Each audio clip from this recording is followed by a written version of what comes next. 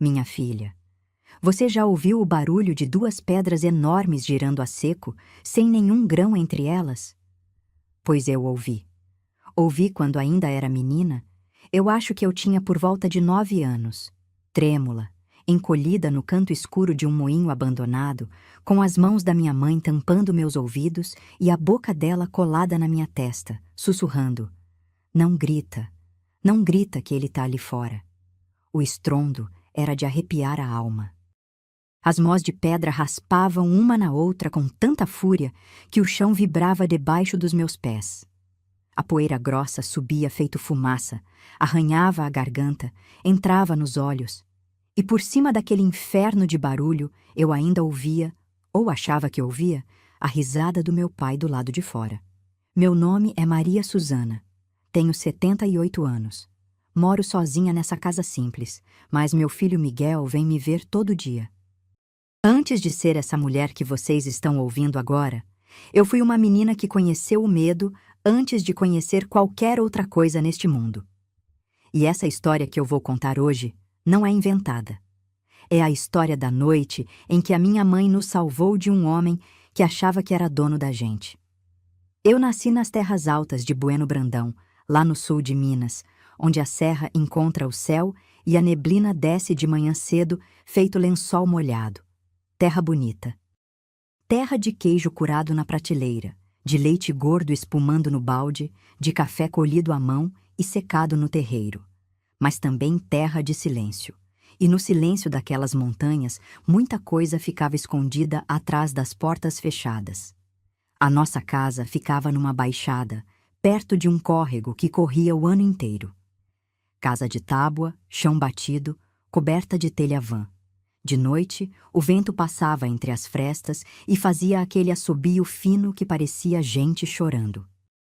Minha mãe, que se chamava Conceição, costumava dizer que era a serra cantando.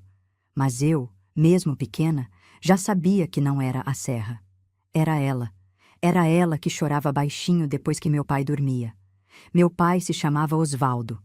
E eu preciso ser honesta com vocês. Ele não era um homem, era um dono. Dono da casa, dono da roça, dono da mulher, dono dos filhos. Tudo que existia debaixo daquele telhado pertencia a ele. Pelo menos era o que ele acreditava. E ai de quem ousasse pensar diferente. Mamãe trabalhava de sol a sol.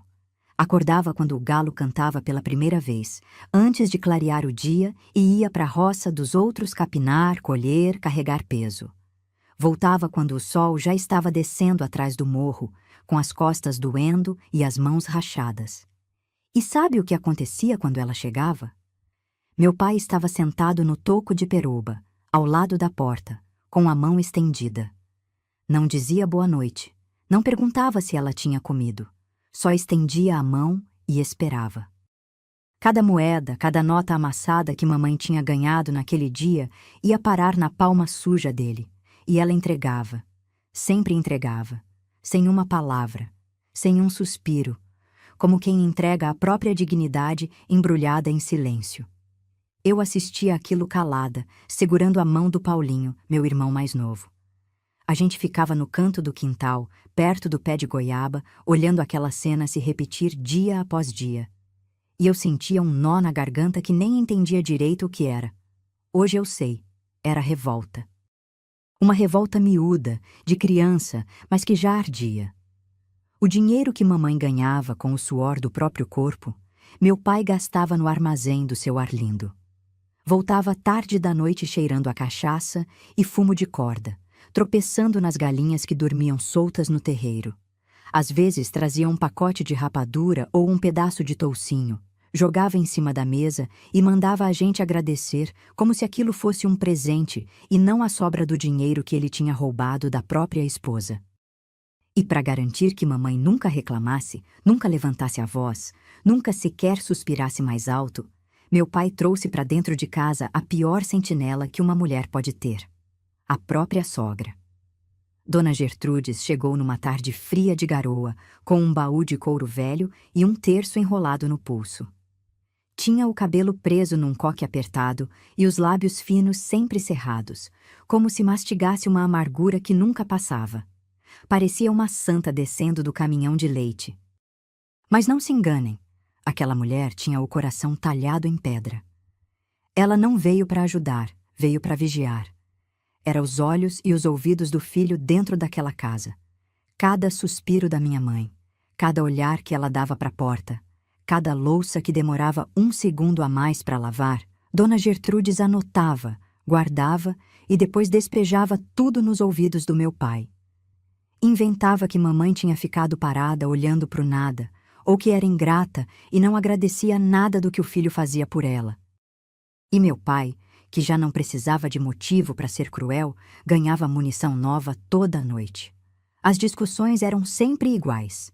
Ele gritava, mamãe abaixava a cabeça, Dona Gertrudes assistia da cadeira de palha com um sorrisinho satisfeito no canto da boca.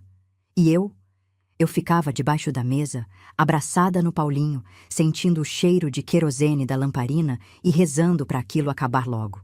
Tinha noite que meu pai erguia a mão. Nem sempre batia, mas o gesto já era o bastante. Mamãe encolhia os ombros, fechava os olhos e esperava. E aquela espera era pior que qualquer tapa, porque o medo de apanhar dói mais do que a pancada em si. O medo mora dentro da gente e não vai embora nem com reza. Eu cresci achando que casamento era aquilo, que marido era um homem bruto que gritava e mulher era uma criatura calada que obedecia, que sogra era uma guardiã da humilhação, que amor era uma palavra que só existia nos versos que o rádio tocava de manhã cedo, quando minha mãe ligava o aparelho de pilha enquanto fazia a polenta no fogão a lenha. Mas o que ninguém sabia, nem meu pai, nem Dona Gertrudes, nem o armazém inteiro, era que por trás daquela mulher curvada, de mãos calejadas e olhar no chão, existia uma força que nenhum homem seria capaz de domar. Mamãe estava cansada, cansada de engolir grito, cansada de entregar o suor e receber desprezo. Cansada de ver os filhos crescerem com medo do próprio pai. E no silêncio das madrugadas, enquanto todo mundo dormia, ela começou a tramar a nossa libertação. Se você quer saber o que aconteceu na noite em que minha mãe nos arrancou daquela casa e nos levou para o moinho que quase virou nosso túmulo, fica aqui comigo. Essa história tem muito mais do que parece. A nossa casa ficava no fim de uma estrada de terra vermelha, depois de uma curva fechada, onde o mato crescia alto dos dois lados. Quem passava por ali de fora via uma casinha de tábua com varanda estreita, um pé de poncã no quintal e fumaça saindo da chaminé. Parecia uma casa qualquer de gente simples, mas quem vivia dentro daquelas paredes sabia que ali não era um lar. Era uma prisão com fogão a lenha. Mamãe acordava antes do sol nascer. Eu ouvia o barulho dos pés dela no chão batido, aquele arrastar de chinelo que parecia um sussurro cansado. Ela acendia o fogo, colocava a água para ferver e começava a preparar o fubá que ia ser nosso almoço do dia. Às vezes era angu com couve. Às vezes era polenta com ovo frito na banha. Quando tinha leite sobrando, ela fazia um mingau grosso que a gente comia com as mãos. Porque colher de metal só tinha 3 na casa e 2 eram do meu pai. Meu pai, vocês já sabem. Osvaldo era daqueles homens que ocupava a casa inteira com a presença dele, mesmo calado. Quando ele sentava na cadeira da cozinha, ninguém mais sentava. Quando ele ia para o terreiro, a gente entrava. Era como viver com um temporal que podia cair a qualquer momento. Nunca sabia se ia ser só trovão ou se ia desabar tudo. Ele não trabalhava direito. Tinha uma rocinha de milho que mais dava praga do que espiga, mas não era ali que ele gastava o dia. Osvaldo passava as manhãs no armazém do seu Arlindo, jogando truco com outros homens e enchendo a cara de cachaça. Voltava depois do meio-dia, com o rosto vermelho e o humor pior do que tinha saído, e era nessa hora que a casa virava inferno. Mamãe, coitada, saía de madrugada para trabalhar na fazenda dos Ferreira, que ficava a quase uma légua de caminhada morro acima. Ela capinava, colhia, lavava roupa de fora, qualquer serviço que aparecesse. Voltava com os pés inchados, o vestido manchado de terra e o dinheiro contado na mão. E antes mesmo de entrar em casa, já esticava o braço para o meu pai. Tinha dias que ele pegava o dinheiro e contava devagar, nota por nota, na frente dela. Se o valor fosse menor do que ele esperava, começava o interrogatório. Queria saber por que era só aquilo, o que ela tinha feito o dia inteiro, onde tinha enfiado o resto. E mamãe respondia baixinho, olhando para o chão, explicando que o serviço foi pouco, que a chuva atrapalhou, que o patrão pagou menos. Mas para Osvaldo, nenhuma explicação era suficiente. Ele sempre achava que ela estava escondendo alguma coisa, e era aí que Dona Gertrudes entrava em cena. Minha avó paterna tinha uma rotina própria de maldade. De manhã, varria a varanda com aquela vassoura de palha e ficava olhando para o caminho, vigiando se mamãe saía mesmo para trabalhar ou se parava para conversar com alguém. De tarde, sentava na cadeira de palha perto da janela e ficava com os olhos grudados no terreiro. Se mamãe demorava 1 minuto a mais para voltar, Dona Gertrudes já estava resmungando para o meu pai que a mulher dele estava inventando moda, que mulher que demora é mulher que está aprontando. Ela tinha uma voz fina, meio esganiçada, que entrava no ouvido da gente feito espinho, e usava essa voz para envenenar cada canto daquela casa.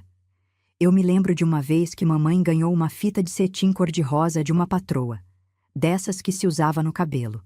Uma fita pequena, boba, sem valor nenhum. Mamãe guardou no bolso do avental e sorriu. Um sorriso tão raro que me assustou, porque eu quase não via minha mãe sorrindo, pois Dona Gertrudes viu a fita.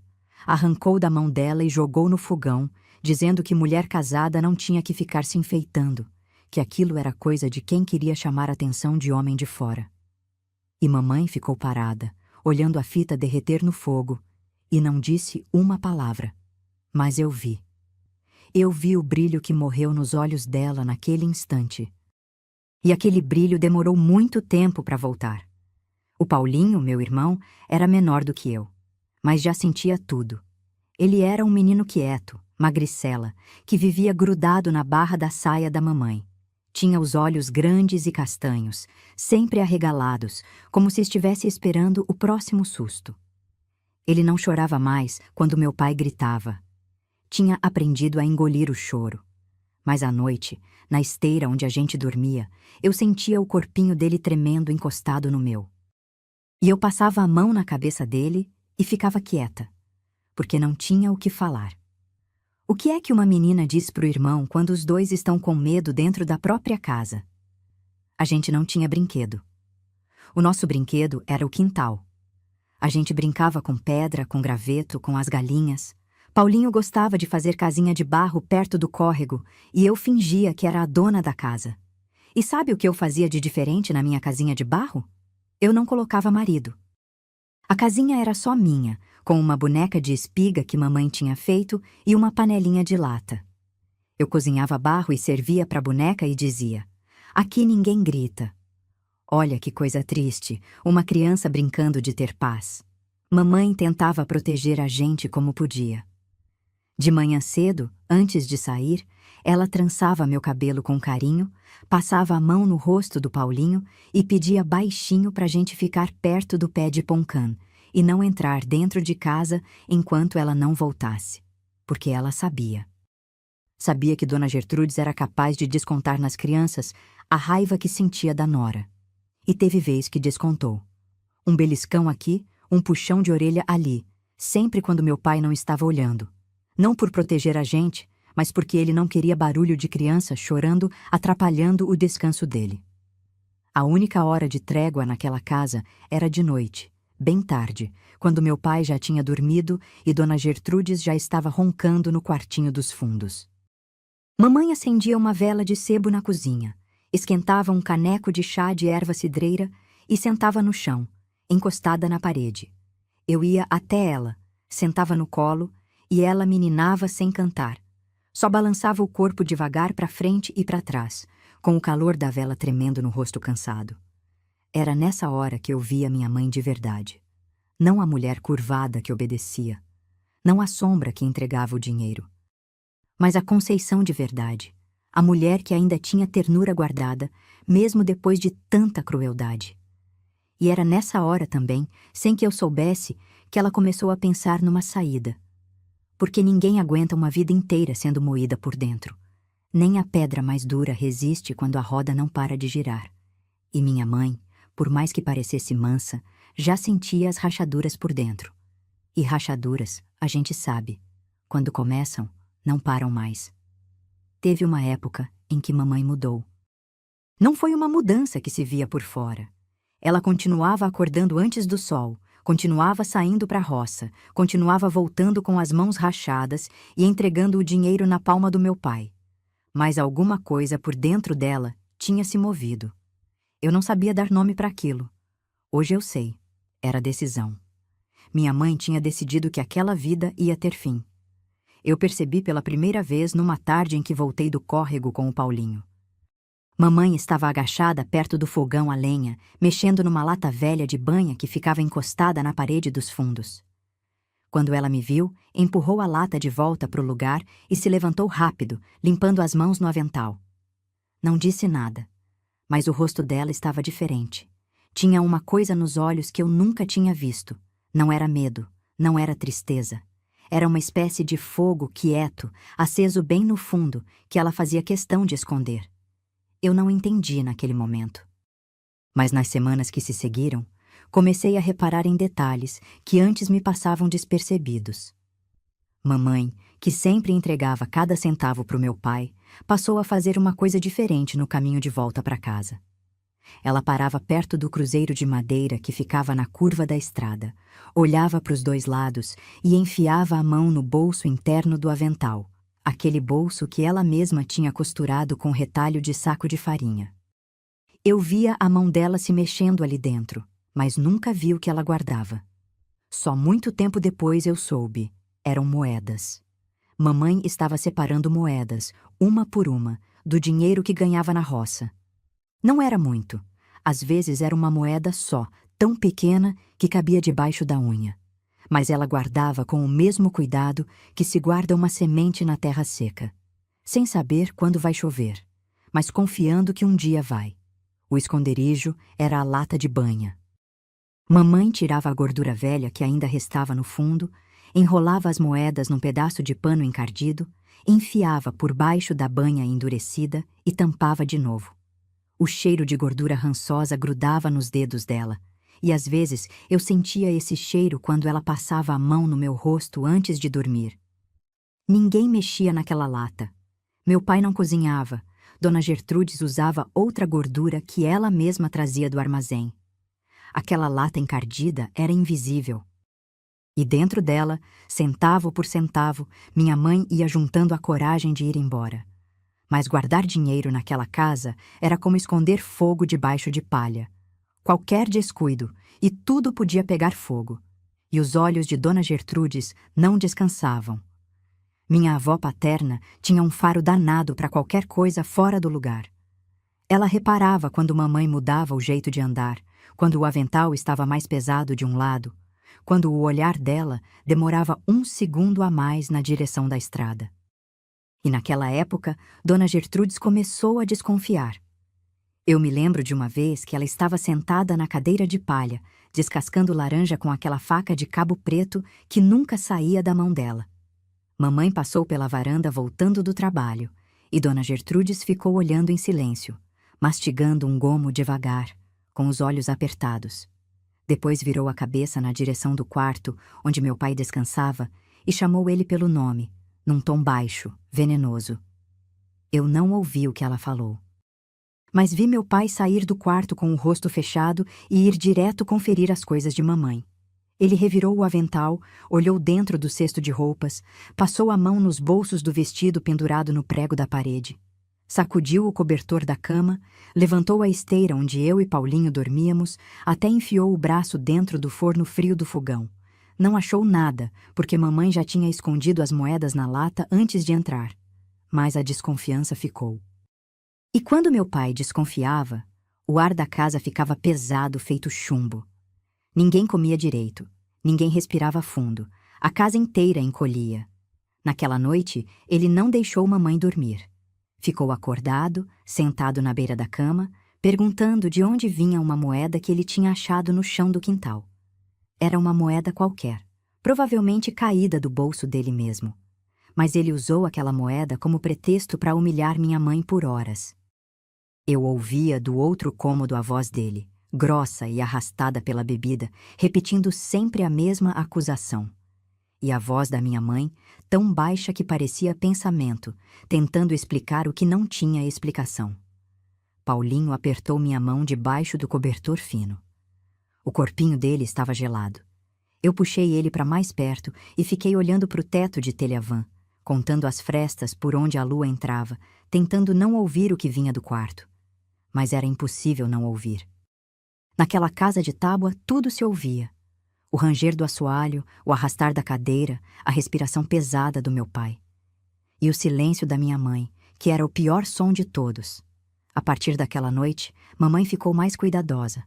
Mudou o esconderijo da lata de banha para debaixo de uma pedra chata que ficava na beira do córrego, escondida pelo mato. Ia lá, só quando tinha certeza de que ninguém estava olhando. De madrugada, quando saía para buscar água, ou no fim da tarde, quando Dona Gertrudes cochilava na cadeira. E foi nessa época que eu comecei a perceber outra mudança. Mamãe passou a olhar para o lado do morro com mais frequência. Não era um olhar qualquer, era o olhar de quem está medindo distância, de quem está calculando um caminho. Ela olhava para o morro, depois olhava para mim e para o Paulinho, e eu via os lábios dela se moverem sem som, como se estivesse rezando ou fazendo conta. Eu não sabia o que ela planejava, mas sabia que alguma coisa estava chegando. A gente sente isso. Quando o ar muda dentro de uma casa, quando o silêncio da mãe deixa de ser resignação e vira preparo, a gente sente. É como o cheiro da terra antes da chuva. Não precisa ver a nuvem para saber que ela está vindo. E a nuvem estava vindo. Pesada, escura, carregada de tudo que minha mãe tinha engolido em anos de casamento. A tempestade que ela carregava no peito estava prestes a estourar. E quando estoura a tempestade de mulher que não aguenta mais, não tem porta que segure. Mas antes da tempestade, veio o dia que quase destruiu tudo. O dia em que Dona Gertrudes chegou mais perto do que nunca de descobrir o segredo de mamãe. E o que aconteceu naquela tarde mudou os planos da minha mãe para sempre. Minha querida, existe um tipo de maldade que não precisa de grito nem de pancada. É a maldade quieta, de quem vigia sem pressa, de quem espera o momento certo para dar o bote. Dona Gertrudes era assim. Ela não atacava de frente, ela cercava. Ia apertando o cerco devagar, como quem torce um pano molhado até a última gota. E naquela época, o pano que ela estava torcendo era a minha mãe. Aconteceu numa tarde de calor pesado, daquelas em que o ar fica parado e até as galinhas se escondem debaixo do arbusto. Meu pai tinha saído para o armazém do seu Arlindo mais cedo do que de costume, e mamãe ainda não tinha voltado da roça. Eu e Paulinho estávamos no quintal, brincando de empilhar pedra perto do pé de poncã, quando vi Dona Gertrude sair pela porta dos fundos com aquele andar arrastado e o olho vivo. Ela foi direto para a cozinha. Não era hora de cozinhar nada, não era hora de esquentar água. Eu larguei as pedras e fui atrás, pisando devagar no chão de terra batida. Fiquei espiando pela fresta da porta e vi minha avó paterna mexendo nas coisas da minha mãe. Levantou a tampa da panela de ferro, olhou dentro do pote de farinha, remexeu o cesto onde mamãe guardava os panos de prato. Depois se agachou e o meu coração disparou, porque ela estava indo na direção da lata de banha. Eu não respirava. Fiquei ali parada, com os dedos agarrados na madeira da porta, olhando aquela mulher se aproximar do segredo da minha mãe. Dona Gertrudes pegou a lata, sacudiu de leve e franziu a testa. Depois tentou abrir a tampa, mas a banha endurecida tinha grudado a tampa com força. Ela puxou uma vez, puxou duas, resmungou alguma coisa entre os dentes e largou a lata de volta no chão com um barulho seco. Naquela hora, eu ouvi o portão da frente ranger. Mamãe estava chegando. Dona Gertrude se levantou rápido, ajeitou o avental e saiu da cozinha como se não tivesse feito nada. Passou por mamãe na varanda sem olhar para o lado, arrastando o chinelo com aquela cara de santa amarga de sempre. Mamãe entrou, deixou o chapéu de palha pendurado no prego e foi direto para a cozinha. Eu vi os olhos dela irem na direção da lata de banha. Vi o corpo dela enrijecer por um segundo, como quem percebe que alguém mexeu nas suas coisas. Mas ela não falou nada. Não podia falar. Qualquer reação seria entregar o segredo. Naquela noite, depois que todos dormiram, eu acordei com o barulho suave de mamãe se levantando. O grilo cantava lá fora e o cheiro de cinza fria do fogão pairava no ar. Pela fresta da porta, iluminada pelo resto de brasa que ainda ardia entre as pedras, vi ela tirar a lata de banha, desenrolar o pano e contar as moedas no escuro, passando cada uma entre os dedos como se estivesse rezando um terço de cobre. Depois embrulhou tudo de novo, saiu pela porta dos fundos e sumiu na escuridão em direção ao córrego. Quando voltou, não trazia mais nada nas mãos. Tinha mudado o esconderijo outra vez. Aquele jogo de esconder durou semanas. Mamãe mudava o lugar das moedas sempre que sentia o perigo se aproximar. Debaixo da pedra do córrego, dentro de um buraco no tronco do pé de poncã, enrolada num pano enterrado na horta. E Dona Gertrudes continuava farejando, remexendo, vigiando. Era uma guerra silenciosa entre duas mulheres. Uma lutando pela liberdade, outra lutando para manter a corrente presa. E meu pai, sem saber dos detalhes, foi apertando o controle por conta própria. Naquela temporada, ele começou a conferir o dinheiro de mamãe com mais cuidado. Quando ela chegava do trabalho, ele não só estendia a mão, agora contava as moedas uma por uma, comparava com o que achava que ela devia ter ganhado e questionava cada centavo que faltasse. Mamãe precisou ficar ainda mais esperta. Passou a trabalhar 1 hora a mais na roça dos Ferreiras sem cobrar, para depois fazer um serviço pequeno para outra patroa. Uma costura, uma lavação de roupa e guardar esse dinheiro à parte, sem que Osvaldo soubesse que existia. O corpo dela estava pagando o preço. Mamãe emagreceu tanto naquela época que o vestido de chita ficava sobrando nos ombros. As olheiras eram fundas feito valeta e as mãos viviam tremendo, mesmo quando não estava fazendo esforço. Eu via ela sentada no toco do quintal, de tardinha, com os olhos fechados e a respiração pesada, e parecia que o vento podia derrubar aquela mulher a qualquer momento. Mas não derrubava. Tinha alguma coisa segurando ela de pé por dentro, e essa coisa éramos nós, eu e Paulinho. A gente era a raiz que não deixava a árvore tombar. Teve uma tarde em que Dona Gertrudes fez uma coisa que gelou o meu sangue. Mamãe tinha saído para buscar água no córrego e minha avó se aproximou de mim no quintal. Sentou no toco perto do pé de poncã, me chamou com o dedo e ficou me olhando com aqueles olhos miúdos de gavião. Depois perguntou, naquele tom manso que era pior que grito, se mamãe andava escondendo alguma coisa, se eu tinha visto ela guardando algo diferente, se ela falava alguma coisa quando meu pai não estava perto. Eu tinha a idade de brincar de boneca e estava ali sendo interrogada por uma mulher que queria destruir a minha própria mãe. O coração batia tão forte que eu achava que ela podia ouvir. Eu olhei para o chão, para os meus pés cheios de poeira e senti a boca secar. O Paulinho estava atrás de mim, agarrado na minha cintura, e eu sentia a respiração rápida dele nas minhas costas. Mas alguma coisa dentro de mim, talvez o mesmo fogo quieto que ardia nos olhos da minha mãe, me fez ficar em silêncio. Balancei a cabeça dizendo que não, e saí andando devagar, com as pernas bambas e as mãos suando. Dona Gertrudes ficou me olhando pelas costas, e eu senti aquele olhar grudado na minha nuca feito brasa. Quando mamãe voltou do córrego, eu corri até ela e agarrei a barra do vestido. Não consegui falar nada, mas ela entendeu. Mãe entende tudo pelo toque, pelo olhar, pelo tremor do corpo do filho. Ela me olhou de cima, passou a mão no meu cabelo devagar, e eu vi o maxilar dela endurecer. Naquele instante, tenho certeza, ela entendeu que o tempo estava acabando. Que Dona Gertrudes estava chegando perto demais. Que se não fosse logo, não ia ser nunca.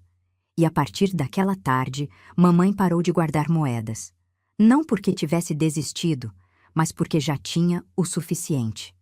O que faltava agora não era dinheiro, era coragem. E um momento em que a porta estivesse aberta e o monstro estivesse dormindo. Quando uma mulher decide ir embora de verdade, o mundo ao redor parece conspirar para dificultar. É como se a própria vida testasse a firmeza daquela decisão, empurrando pedra no caminho, apertando o nó justo na hora em que a gente precisa respirar. E foi isso que aconteceu com a minha mãe nas semanas que antecederam a fuga. Meu pai começou a beber mais. Não sei o que mudou, se foi o calor daquele tempo seco, se foi alguma briga no armazém do seu Arlindo, se foi a desconfiança que Dona Gertrudes soprava no ouvido dele todo dia. Mas Osvaldo, que já bebia muito, passou a voltar para casa cambaleando antes mesmo do sol se pôr. Chegava com os olhos turvos, a camisa aberta e aquele cheiro forte de cana que entrava na casa antes dele. E quando ele bebia daquele jeito, o perigo dobrava de tamanho. Numa dessas noites, eu e Paulinho estávamos deitados na esteira quando ouvimos o barulho do portão batendo.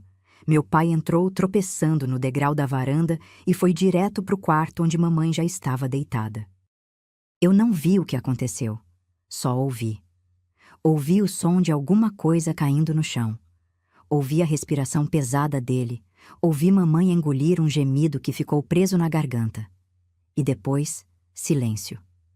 Aquele silêncio podre que vem depois da violência, quando todo mundo finge que não aconteceu nada, e a noite segue como se fosse normal. De manhã, mamãe apareceu com um pano enrolado no braço. Disse que tinha se queimado no fogão. Dona Gertrudes olhou, deu um sorrisinho de canto de boca e não falou nada. Eu olhei para o pano e vi uma mancha escura por baixo. Não era queimadura. E naquele momento eu senti uma coisa que nunca mais me largou. A vergonha de não poder fazer nada. A vergonha de ser pequena demais para proteger quem me protegia. Paulinho também viu o pano. Ele ficou o dia inteiro perto da mamãe, segurando a barra do vestido dela com aqueles olhos grandes e molhados que não piscavam. Não perguntou nada. Criança que cresce no medo aprende a não perguntar. Aprende a entender pelo silêncio, pela sombra no rosto, pelo jeito que a mãe se move devagar quando acha que ninguém está olhando. Depois daquele dia, mamãe ficou diferente. Não era mais o fogo quieto que eu tinha visto antes. Era urgência. Os movimentos dela ficaram mais rápidos, mais decididos. Ela parou de olhar para o morro com aquele olhar de quem mede distância e passou a olhar com o olhar de quem já sabe o caminho de cor. E eu comecei a perceber que ela estava preparando coisas. Vi ela separar um vestido velho do Paulinho e dobrar junto com uma camisola minha dentro de um pano de saco. Vi ela esconder um pedaço de rapadura e um punhado de farinha de mandioca dentro de uma sacola de estopa que ficava atrás do galinheiro. Vi ela, numa madrugada em que todos dormiam, sair pelos fundos da casa e caminhar na direção do morro. Não para o córrego onde ficavam as moedas, mas para mais longe, para o lado da mata fechada onde ficava o velho moinho de pedra.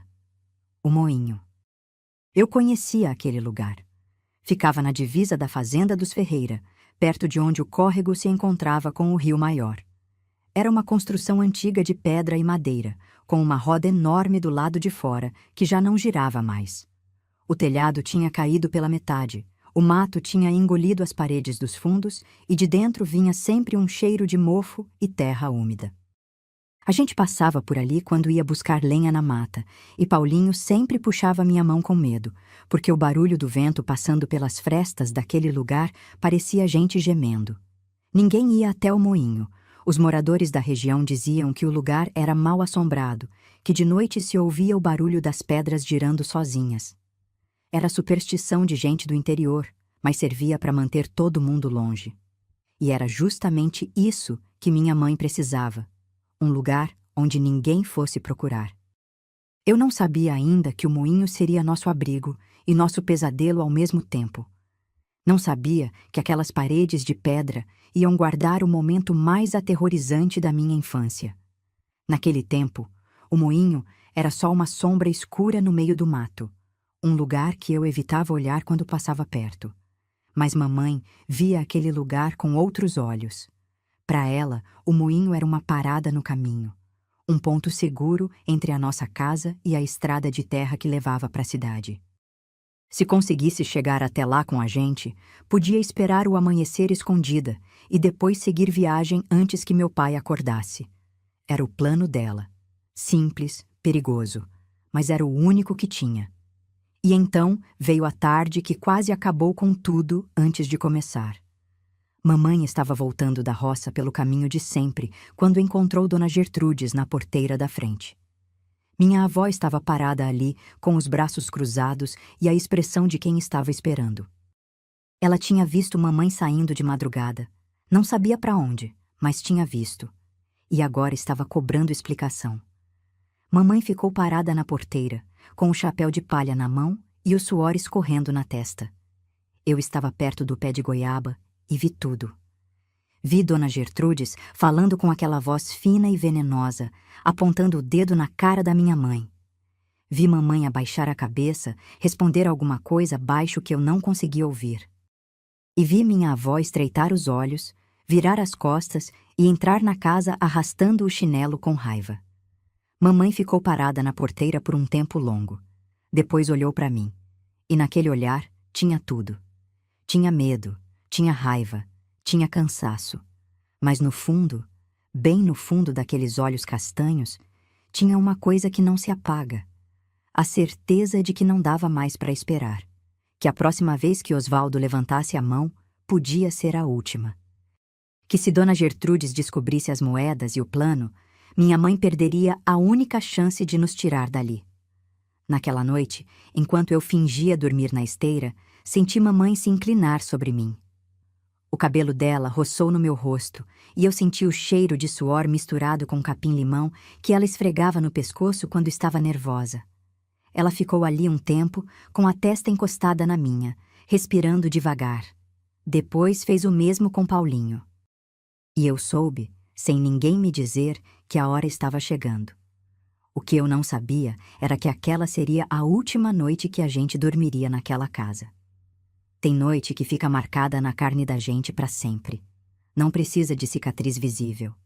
A marca fica por dentro, num lugar que nenhuma mão alcança e nenhum tempo apaga. A noite que eu vou contar agora é essa noite. Eu tinha mais de 70 anos de vida quando percebi que ainda sonhava com ela. Que ainda acordava no escuro, suando frio, com o coração batendo no pescoço, ouvindo passos que não existiam mais. Tudo começou porque meu pai tinha bebido mais do que o normal. Ele voltou do armazém do seu Arlindo tão embriagado que mal conseguiu subir o degrau da varanda. Tropeçou na cadeira de Dona Gertrudes, chutou o balde de água que ficava perto da porta e desabou na cama de roupa e tudo, com as botinas ainda nos pés. O ronco veio quase imediato. Um ronco grosso, arrastado, que fazia o lampião de querosene tremer em cima da cômoda. Dona Gertrudes saiu do quartinho dos fundos resmungando, olhou para o filho largado na cama e sacudiu a cabeça com desgosto. Depois, voltou para o quarto dela, arrastando os pés. Eu ouvi a porta de madeira ranger e depois o silêncio. A casa inteira parecia ter se rendido ao sono. Mas mamãe estava acordada. Eu sei porque eu também estava. Deitada na esteira ao lado do Paulinho, com os olhos abertos no escuro, eu ouvia a respiração da minha mãe no cômodo ao lado. Era uma respiração diferente, curta, contida, de quem está contando os segundos. O grilo cantava lá fora. O córrego fazia aquele barulho manso de água correndo sobre pedra e, por cima de tudo, o ronco pesado do meu pai. Não sei quanto tempo se passou.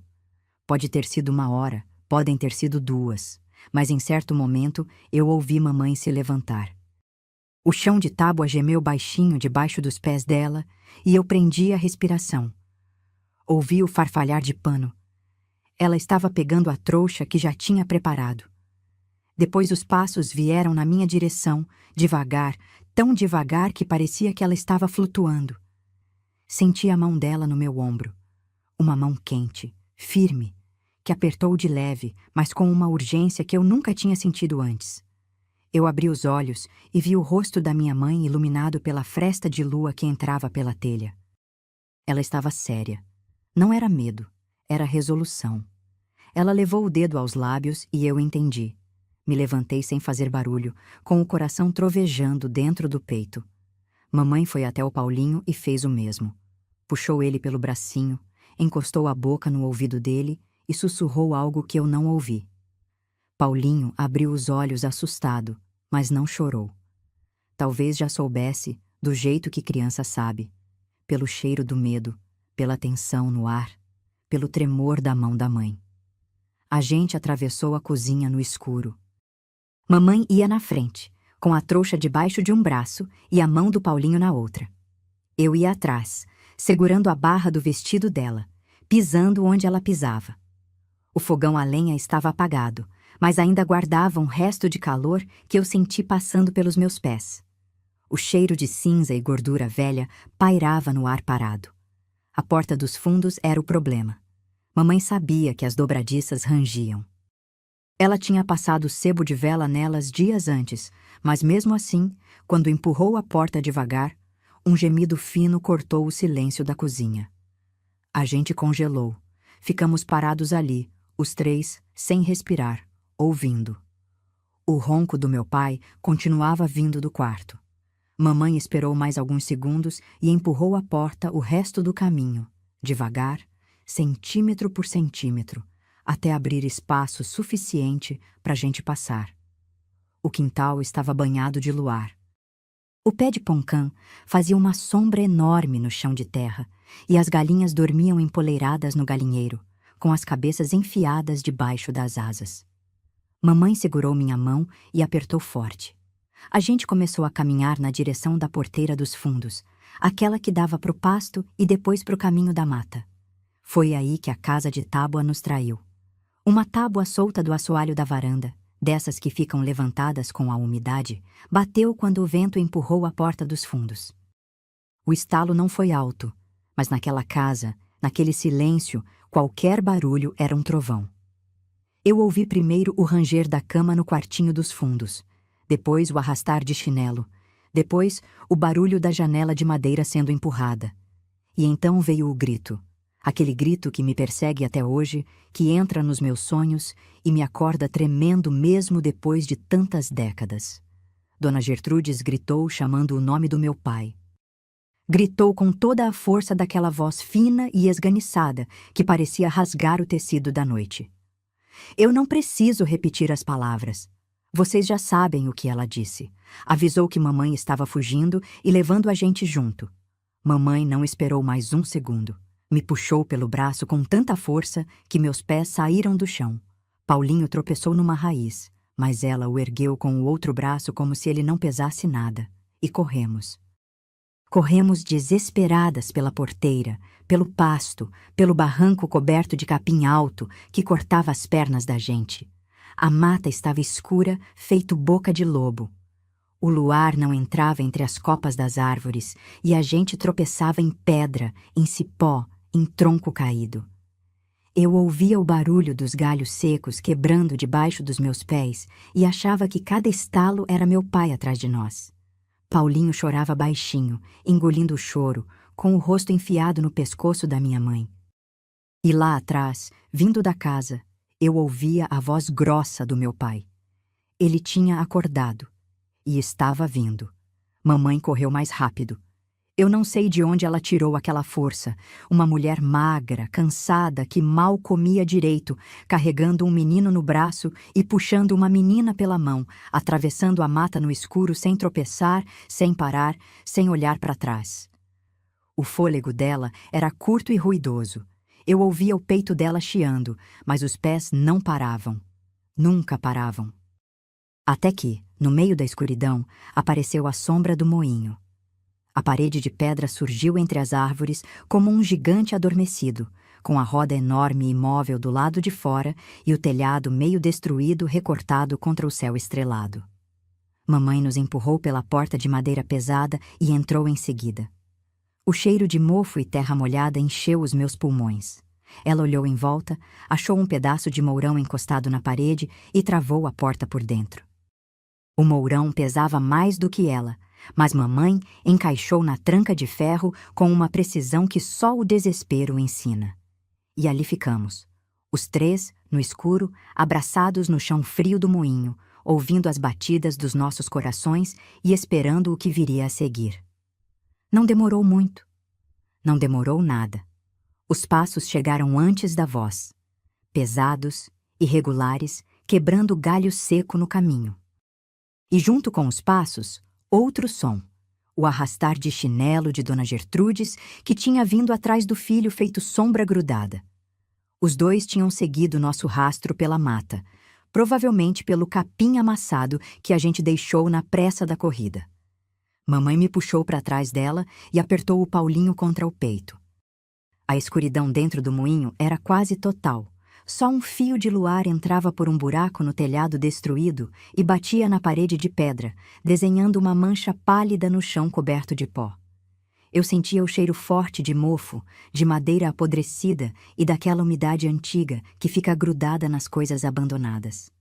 O chão era de laje de pedra irregular, gelado debaixo dos meus pés, e eu sentia grãos de areia e farelo velho entre os dedos. O primeiro chute na porta fez o moinho inteiro estremecer. A poeira caiu do teto feito chuva fina, e eu engoli o grito que subiu na minha garganta. Mamãe apertou a mão no meu ombro com tanta força que doeu, mas eu entendi. Era o jeito dela dizer para eu ficar quieta. O segundo chute foi mais forte. A madeira da porta rangeu, mas o mourão que mamãe tinha encaixado na tranca segurou firme. Eu ouvia a respiração ofegante do meu pai do outro lado, aquela respiração de homem bêbado e furioso que parecia um animal encurralando a presa. Só que a presa éramos nós. Ele começou a empurrar a porta com o corpo. Uma vez, 2 vezes, 3 vezes. A cada impacto, a parede de pedra ao redor da porta tremia e mais poeira caía. Mas a porta era de peroba velha, grossa feito um tronco, e o mourão estava bem travado. Minha mãe tinha feito um trabalho que o desespero tornou perfeito. Então meu pai parou. O silêncio que veio depois foi pior que os chutes. Porque quando um homem como Osvaldo para de bater, não é porque desistiu, é porque está pensando em algo pior. Eu ouvi a voz de Dona Gertrudes lá fora, murmurando alguma coisa que não conseguia entender. E depois, os passos do meu pai se afastando da porta. Não foram embora. Foram pro lado. Eu ouvia o barulho dele caminhando na lateral do moinho, os pés pisando no cascalho, e de repente, um rangido de metal enferrujado, como se alguém estivesse forçando uma engrenagem velha. Mamãe enrijeceu. Eu senti o corpo dela ficar duro feito pedra ao meu lado. Ela sabia o que ele estava fazendo antes de mim. Conhecia aquele moinho. Conhecia a estrutura, conhecia o mecanismo. E quando ela soltou um gemido baixo, quase inaudível, eu soube que o perigo tinha mudado de forma. O primeiro som foi um estalo surdo, de madeira velha cedendo. Depois veio o barulho de água, muita água, batendo em alguma coisa com força. E então, o moinho inteiro começou a tremer.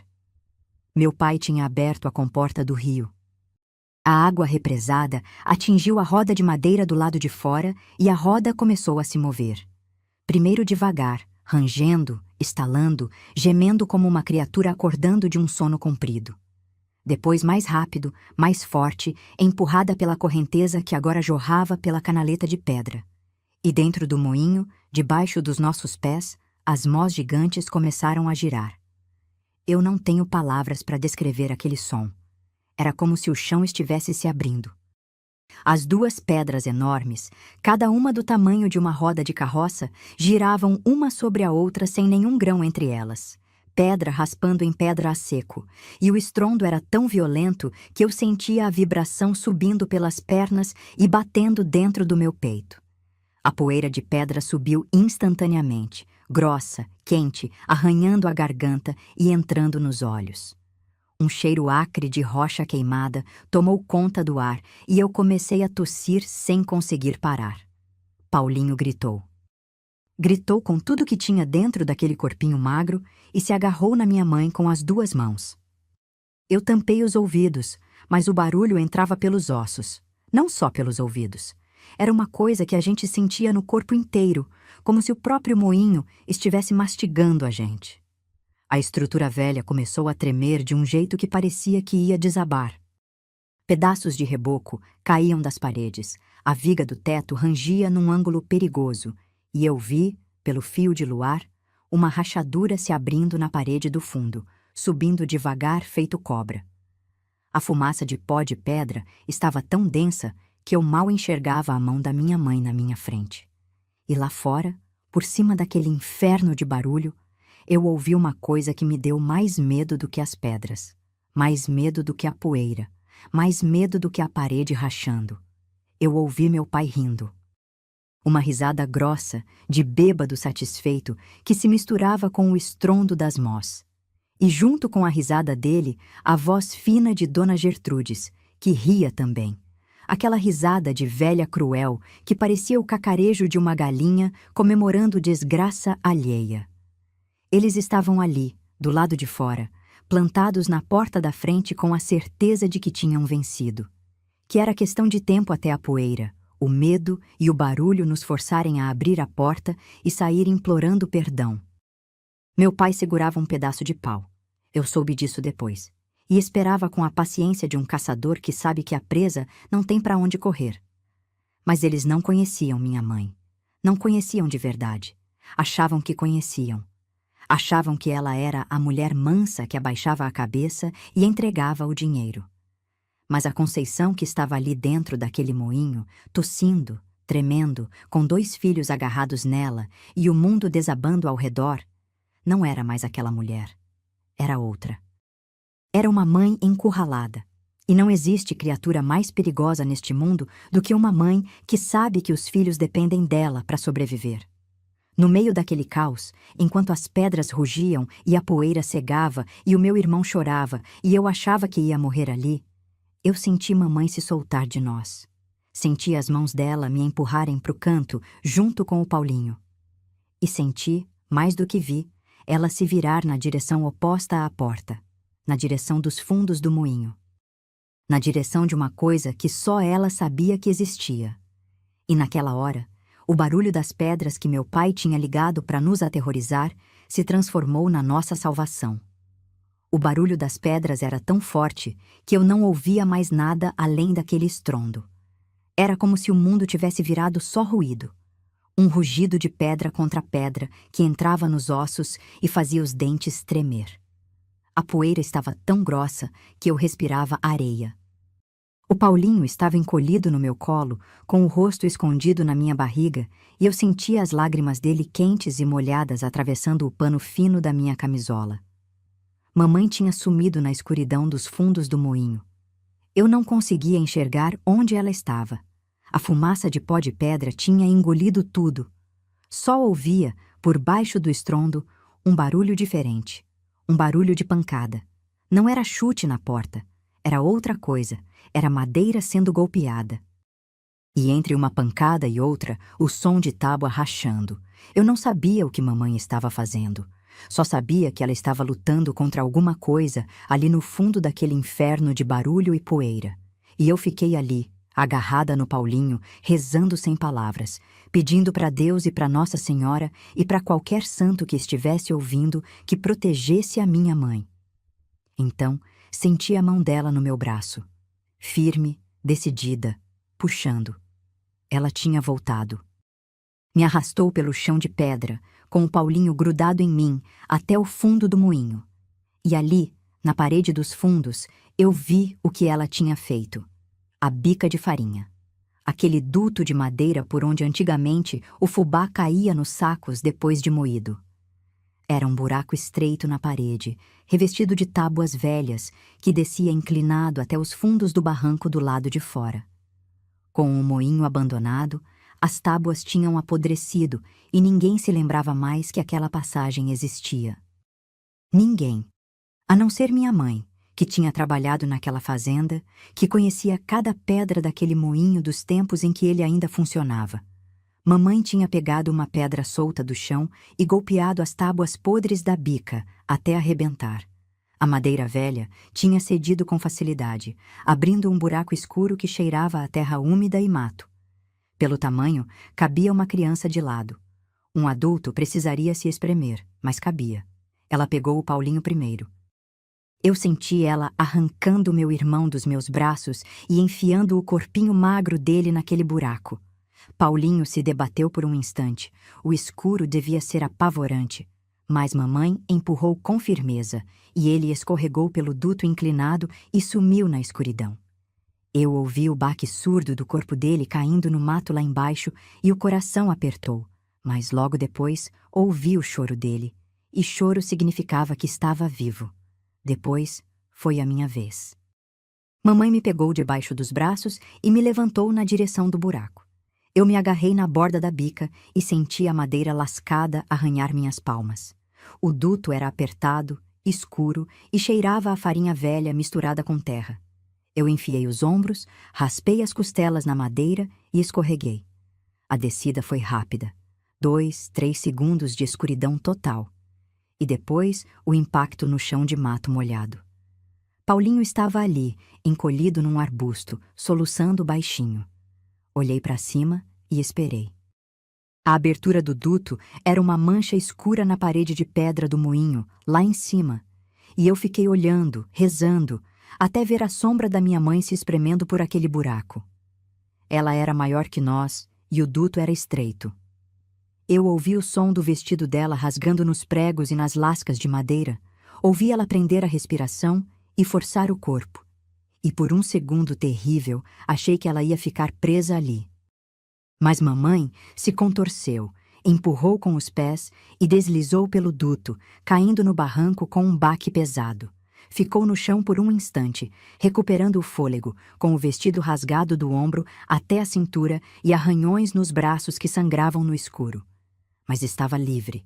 Estávamos livres. Mamãe se levantou sem perder tempo. Agarrou a mão do Paulinho com uma mão e a minha com a outra e começou a descer o barranco agachada, se segurando nas raízes que saíam da terra. O barulho das mós ainda trovejava lá em cima, tão alto que abafava o som dos nossos passos no mato, o estalar dos galhos, o choro sufocado do meu irmão. Meu pai e Dona Gertrudes continuavam lá na frente do moinho, vigiando uma porta que nunca ia se abrir, esperando uma rendição que nunca ia acontecer. E enquanto eles esperavam, nós 3 já estávamos no fundo do barranco, rastejando pelo matagal em direção à estrada. A caminhada até a estrada de terra foi a mais longa da minha vida. Mamãe nos guiava pelo escuro com uma certeza que eu não entendia, como se enxergasse no breu, como se os pés dela conhecessem cada raiz, cada pedra, cada curva daquele caminho. O vestido rasgado dela esvoaçava nas costas e eu via os arranhões brilhando na pele escura quando um fiapo de lua passava entre as folhas. Quando finalmente chegamos na estrada, mamãe nos escondeu atrás de um barranco de terra e ficou esperando. Eu não sei quanto tempo ficamos ali. Podia ser pouco, podia ser muito, porque o tempo perde o sentido quando a gente está fugindo. O frio da serra começou a entrar nos ossos. Paulinho tremia tanto que os dentes dele batiam. Mamãe tirou a trouxa que ainda carregava amarrada na cintura. Não sei como não perdeu na corrida. E enrolou ele no pano. Então, ouvimos o barulho de motor na estrada. Um caminhão velho, daqueles que carregavam leite das fazendas para a cidade, vinha subindo a serra com os faróis amarelos cortando a neblina. Mamãe se levantou de trás do barranco, foi para o meio da estrada e levantou os 2 braços. O caminhão reduziu, o motorista parou. Eu não sei o que mamãe falou para ele. Não sei se contou a verdade, se inventou uma história, se simplesmente implorou. Mas sei que o homem olhou para ela, rasgada, sangrando, com 2 crianças sujas e tremendo, e abriu a porta da boleia. A gente subiu. O banco era duro e cheirava a diesel e couro velho. Paulinho dormiu no colo da mamãe antes do caminhão pegar velocidade. Eu fiquei acordada, olhando pela janela, vendo as montanhas de Bueno Brandão sumirem devagar atrás de nós, encobertas pela neblina da madrugada. E em algum momento, sem perceber, encostei a cabeça no braço da minha mãe e fechei os olhos. Quando abri, o sol estava nascendo e a gente já estava longe, muito longe. E eu soube, sem ninguém me dizer, que a vida velha tinha ficado para trás naquela estrada de terra. Pro bem ou pro mal, tudo ia ser diferente a partir dali. Tem gente que acha que o pior de uma fuga é a corrida. O medo, a escuridão, o coração disparado. Mas não é. O pior vem depois. O pior é o dia seguinte, quando a gente acorda num lugar estranho, sem nada, e precisa inventar uma vida inteira do nada. É aí que a liberdade cobra o preço dela. E o preço, muitas vezes, é a humilhação de recomeçar com as mãos vazias. O caminhão nos deixou numa cidade que ficava a muitas horas de Bueno Brandão. Era uma cidade maior do que tudo que eu conhecia. Tinha rua calçada, igreja com sino de verdade, um mercado com toldo de lona e gente andando para todo lado. Para uma menina que só conhecia estrada de terra e pasto, aquilo parecia outro país. Mamãe desceu da boleia carregando o Paulinho, que ainda dormia, e me puxou pela mão. Eu olhei para ela sob a luz da manhã e o que vi me apertou o peito. O vestido rasgado do ombro até a cintura, preso com um nó que ela tinha dado durante a viagem. Os arranhões nos braços, já secos, mas ainda vermelhos. O cabelo solto, cheio de poeira de pedra e pedaços de folha. E os pés sujos de lama e sangue seco, pisando no calçamento frio daquela cidade desconhecida. Mas os olhos dela, os olhos estavam diferentes. Pela primeira vez em toda a minha infância, eu vi minha mãe olhando para frente sem medo, sem aquele encolhimento de ombros que sempre vinha antes de entrar em casa, sem aquele olhar de lado, medindo se alguém estava vigiando. Conceição caminhava por aquela rua estranha com a coluna ereta e o queixo levantado, e mesmo suja, rasgada e sem nada, ela parecia maior do que todas as mulheres que eu já tinha visto. Fomos até a casa do meu tio Joaquim, irmão mais velho da minha mãe, que morava na periferia da cidade com a esposa dele, minha madrinha Roseli. A casa era pequena, 2 cômodos de tijolo sem reboco, com telhado de Eternit e um quintalzinho apertado, onde minha madrinha criava umas galinhas e cultivava tempero em lata de óleo. Quando meu tio abriu a porta e viu mamãe naquele estado, o rosto dele se fechou de um jeito que eu nunca esqueci. Não era surpresa. Era a confirmação de algo que ele já temia. Ele puxou mamãe para dentro sem fazer pergunta, e minha madrinha Roseli já foi esquentando água e procurando pano limpo para os curativos. Naquela primeira noite, eu dormi num colchão de palha no chão da cozinha, espremida entre o Paulinho e um saco de arroz. Cheirava a tempero fresco e sabão de barra. O barulho era outro. Não tinha grilo, não tinha córrego, não tinha vento nas frestas da tábua. Tinha o som distante de cachorro latindo, de rádio tocando numa casa vizinha e do ronco manso do meu tio no quarto ao lado. Era um silêncio diferente daquele que eu conhecia. Um silêncio que não escondia perigo. E por isso mesmo eu demorei a dormir, porque o meu corpo estava tão acostumado com o medo que estranhava a paz. Mamãe começou a trabalhar no dia seguinte. Não podia esperar, não podia descansar, não podia se dar ao luxo de ficar parada nem um dia. Meu tio era pedreiro e ganhava pouco, e ela sabia que não podia ser peso na casa dos outros por muito tempo. Então foi bater de porta em porta oferecendo serviço. Lavava chão de pensão, passava roupa para fora, esfregava panela em restaurante, qualquer coisa que pagasse. Voltava de noite com as mãos inchadas de água sanitária e os joelhos marcados pelo chão de cimento, mas trazia umas moedas enroladas no lenço. E dessa vez, pela primeira vez na vida, aquele dinheiro era dela. Só dela. Ninguém ia estender a mão e tomar. A vida era dura. Não vou mentir nem enfeitar. Tinha dia que a gente comia arroz puro com sal porque não tinha mais nada. Tinha dia que mamãe saía de madrugada e só voltava quando já estava escuro, tão cansada que dormia sentada na cadeira da cozinha antes de conseguir tirar os sapatos emprestados que minha madrinha tinha dado. Paulinho ficava comigo o dia inteiro, na casa do tio Joaquim, e eu cuidava dele como podia. Esquentava a comida que mamãe deixava pronta, dava banho nele no balde do quintal, contava história inventada para ele não chorar de saudade. Saudade de quê? Vocês vão perguntar. E essa é a parte que dói mais de explicar. Porque criança, mesmo quando vive no inferno, sente falta do que conhece. Paulinho às vezes ficava parado olhando para o nada, e eu sabia que ele estava pensando no pé de poncã do quintal, no córrego onde a gente brincava, nos barulhos da casa velha, que eram horríveis, mas eram familiares. Ele nunca perguntou pelo pai, mas eu via que procurava alguma coisa que não estava mais ali. E eu sentia uma coisa diferente. Eu sentia raiva. Raiva de ter que recomeçar. Raiva de ver minha mãe de joelhos esfregando o chão dos outros quando ela devia estar sendo cuidada. Raiva de não ter brinquedo, não ter roupa, não ter um canto que fosse nosso de verdade. Eu sabia que a culpa não era da mamãe. A culpa era do homem que nos obrigou a fugir. Mas a raiva não escolhe direção. Ela queima para todo lado.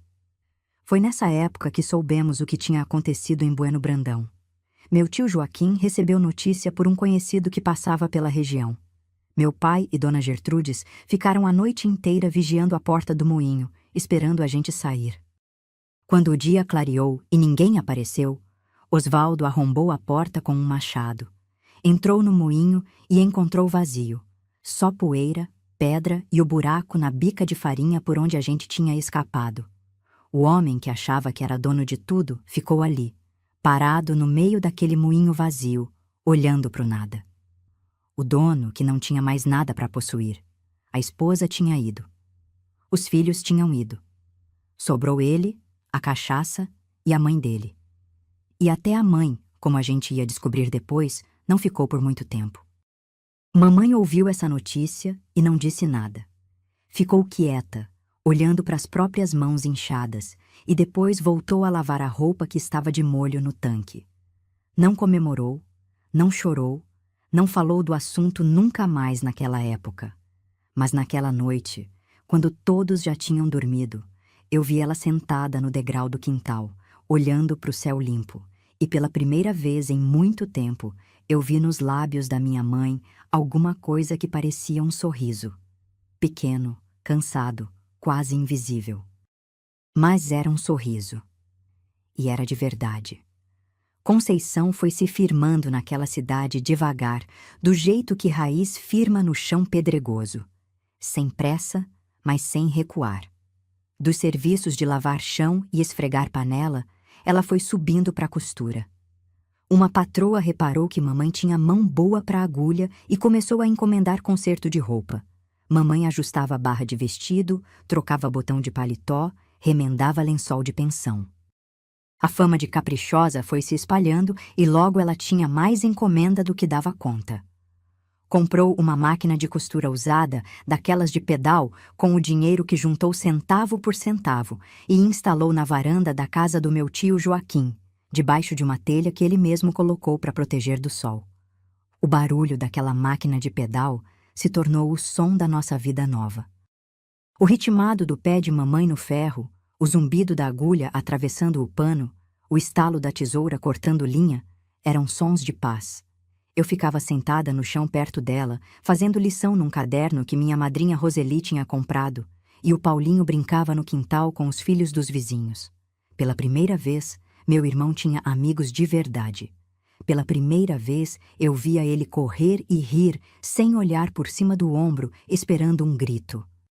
Mamãe conseguiu alugar um cômodo só nosso depois de algum tempo.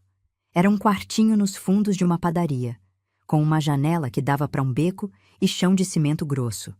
Não tinha quase nada dentro. Um colchão, a máquina de costura, um fogareiro, uma bacia e um espelho rachado pendurado no prego. Mas era nosso.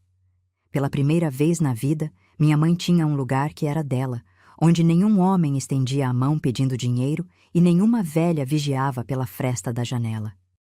E foi ali, naquele quartinho simples cheirando a pão quente que vinha da padaria da frente, que a vida da minha mãe tomou outro rumo. O dono da padaria se chamava Francisco. Era um homem viúvo, calado, de mãos grandes e jeito manso. Não era bonito, não era rico, mas tinha uma coisa que minha mãe não conhecia em homem nenhum: respeito. Francisco tratava a mamãe pelo nome, tirava o chapéu quando ela passava e nunca, em nenhum momento, levantou a voz perto dela. No começo, mamãe desconfiava. E eu entendia. Depois de tudo que ela tinha vivido, qualquer gentileza de homem parecia armadilha. Ela manteve distância por muito tempo, respondendo só o necessário, evitando olhar nos olhos. Mas Francisco tinha paciência. Não forçava a conversa, não cobrava atenção, não aparecia sem avisar. Deixava um pão quentinho na porta do quartinho toda manhã, sem bilhete, sem explicação. Às vezes, trazia um pacote de leite para os meninos, ou um pedaço de rapadura embrulhado em folha de bananeira. E sempre sumia antes que mamãe pudesse agradecer. Foi o Paulinho que abriu a porta. Meu irmão, que tinha tanto medo de homem que tremia quando ouvia a voz grossa, começou a se aproximar do Francisco por causa do cheiro do pão. Ia até a porta da padaria e ficava olhando o forno, com aqueles olhos grandes de criança faminta. E Francisco, sem fazer alarde, começou a deixar ele entrar.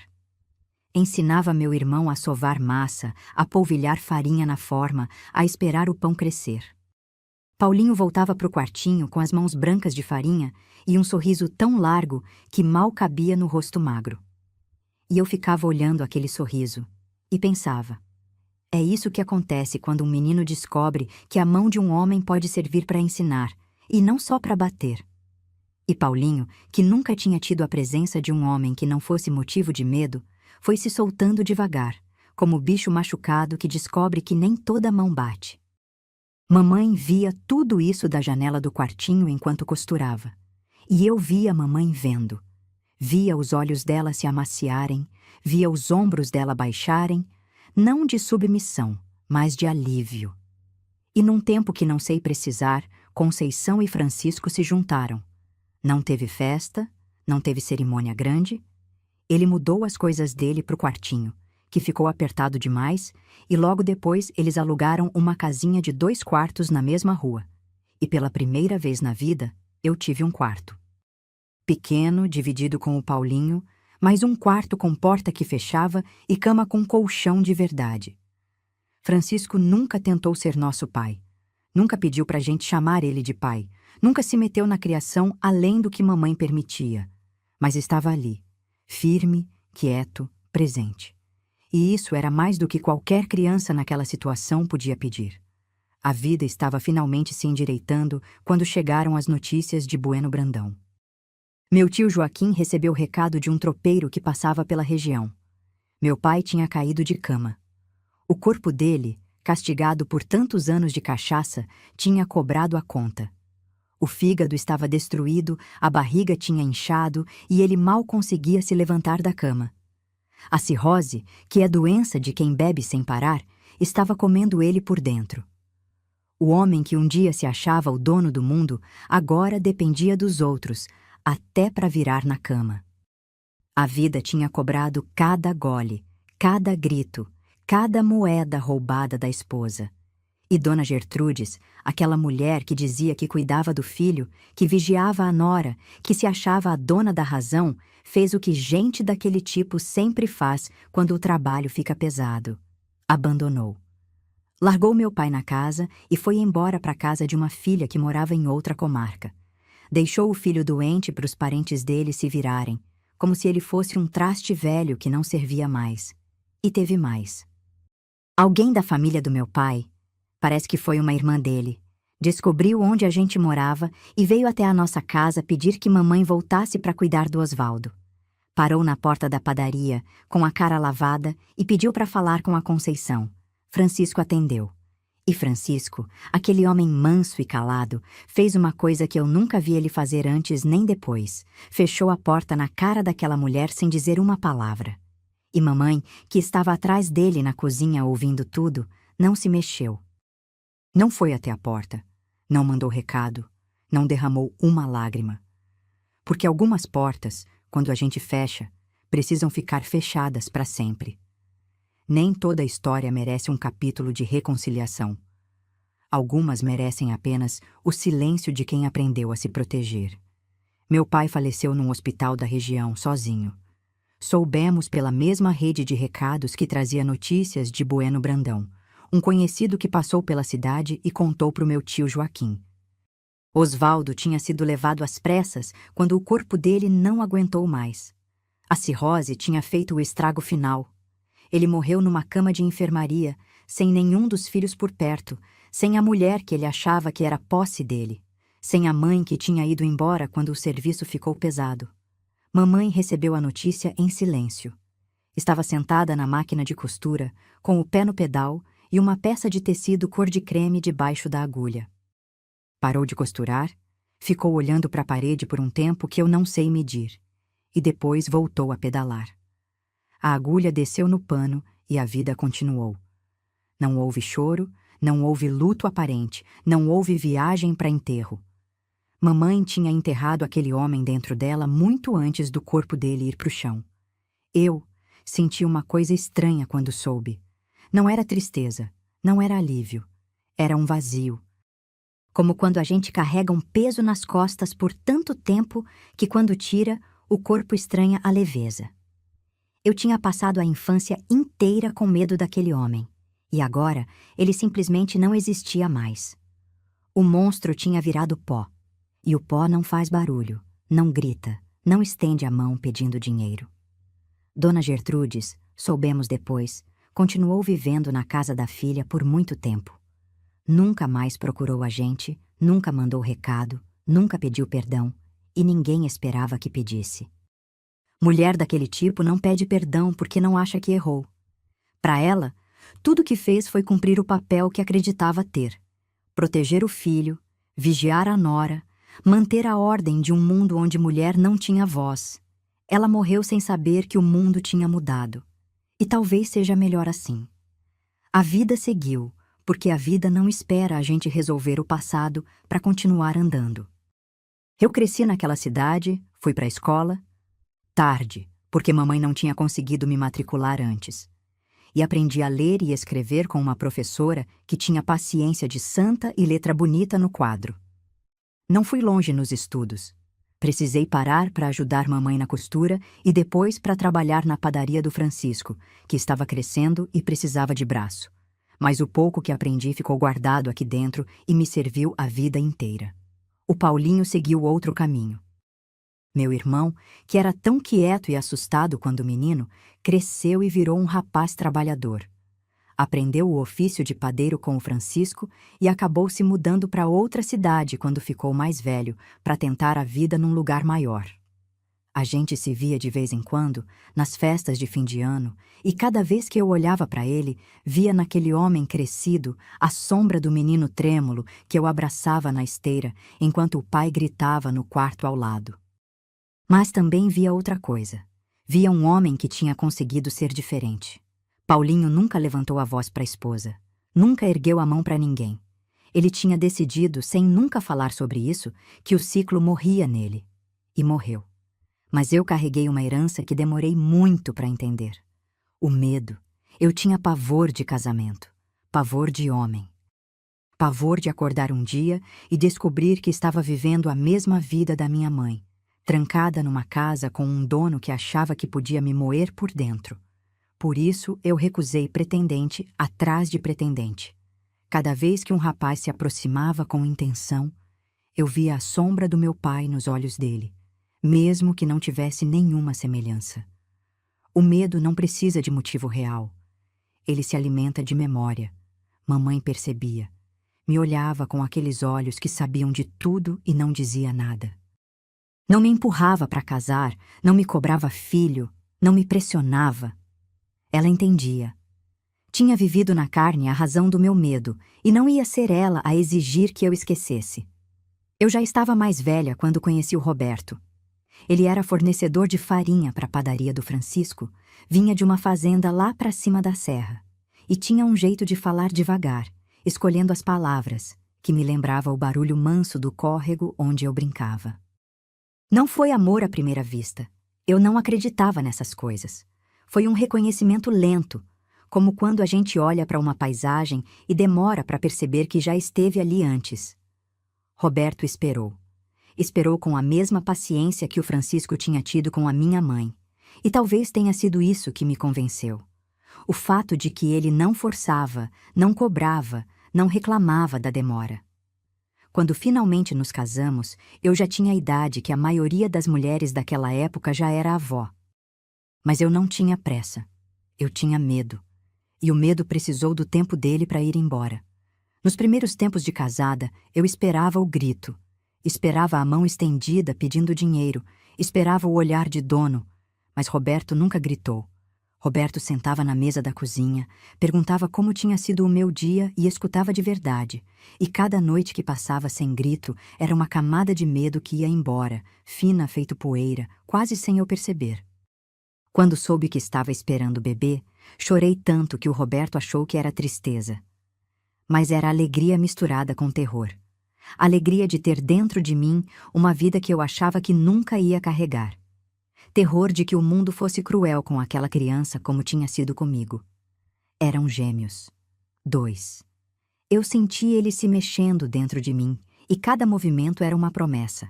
Mas a vida, que já tinha me dado tanto, me cobrou um preço que eu não estava preparada para pagar. Eu perdi os 2. Nasceram antes do tempo, frágeis demais para esse mundo, e partiram antes que eu pudesse ouvir o choro deles. Eu segurei aqueles 2 corpinhos tão pequenos que cabiam nas minhas mãos e senti um vazio que nenhuma palavra em nenhuma língua consegue descrever. Era como se alguém tivesse aberto a comporta de um rio dentro do meu peito e levado tudo embora. Roberto ficou do meu lado. Não falou que ia passar, não falou que era vontade de Deus, não falou nada que as pessoas falam quando não sabem o que dizer. Ele só ficou. Segurou minha mão e ficou. E às vezes, ficar é a maior prova de amor que existe. E depois, quando eu já achava que a vida tinha decidido que eu não seria mãe, veio o Miguel. Miguel chegou quando eu já não esperava mais nada. Veio quieto, no meio de uma madrugada chuvosa, e quando o médico colocou ele nos meus braços, eu fiquei parada, sem conseguir me mexer, olhando para aquele rosto amassado e vermelho que berrava com toda a força dos pulmões. Eu chorei. Chorei feito nunca tinha chorado na vida. Nem na noite do moinho, nem na perda dos gêmeos, nem em nenhum outro momento. Porque aquele choro não era de dor. Era de um alívio tão grande que o peito não dava conta de segurar. Roberto estava ao meu lado e eu vi que ele também chorava, em silêncio, com o queixo tremendo e a mão apertando a minha. E naquele quarto de hospital, com cheiro de álcool e lençol engomado, com a chuva batendo na janela e o meu filho gritando no meu colo, eu entendi uma coisa que a vida inteira tentou me ensinar. A gente não nasce pronta para ser feliz. A gente vai sendo construída, tijolo por tijolo, dor por dor, até que um dia chega alguém ou alguma coisa que faz tudo aquilo fazer sentido. Miguel foi o meu sentido. Ele cresceu grudado em mim, como eu tinha sido grudada na minha mãe. Tinha os olhos grandes do Paulinho e o jeito calmo do Roberto, e desde pequeno era um menino que gostava de gente. Conversava com todo mundo, ria fácil, abraçava forte. Eu olhava para ele e via tudo que eu não tive: a infância sem medo, o quintal sem grito, a mão do pai que ensina em vez de bater. E cada vez que eu via meu filho correr no quintal, sem olhar por cima do ombro, eu agradecia em silêncio. Agradecia à minha mãe, que teve a coragem de nos tirar daquele inferno. Agradecia ao Francisco, que ensinou o Paulinho que homem pode ser manso. Agradecia ao Roberto, que esperou o meu medo ir embora sem reclamar. E agradecia a Deus, que me deu uma vida que eu não achava que merecia. Mamãe conheceu o Miguel. Segurou ele no colo com aquelas mãos que já estavam enrugadas e trêmulas, mas ainda firmes. E eu vi nos olhos dela a mesma coisa que eu tinha sentido. Aquele alívio imenso de saber que a corrente estava quebrada. Que o meu filho não ia crescer com medo. Que tudo que ela tinha feito naquela noite no moinho, tudo que ela sofreu lavando o chão de pensão, tudo que ela engoliu em silêncio, tinha valido a pena. Mamãe olhou para mim por cima da cabeça do Miguel e sorriu. Daquele jeito dela, pequeno, cansado, quase invisível, mas inteiro. Ela partiu uns anos depois, em paz, dormindo na cama da casinha que o Francisco tinha dado para ela. Partiu como quem termina um dia longo de trabalho e finalmente deita, sem dívida, sem medo, sem dono. Livre. Eu abri uma padaria. Pode parecer pouca coisa para quem olha de fora, mas para mim foi o mundo inteiro. Uma padaria pequena, num ponto de esquina, com forno de tijolo e balcão de madeira. Eu acordava de madrugada para acender o forno, sovava a massa com as mesmas mãos que um dia se agarraram na bica de um moinho, e o cheiro de pão quente que saía daquela porta era o cheiro da minha vitória. Cada pão que eu tirava do forno era uma resposta silenciosa para todos que acharam que a gente não ia conseguir. Aquela padaria sustentou a minha casa, criou o meu filho, pagou os estudos do Miguel e me deu uma coisa que o meu pai nunca quis que a minha mãe tivesse: dignidade própria. Hoje eu tenho 78 anos.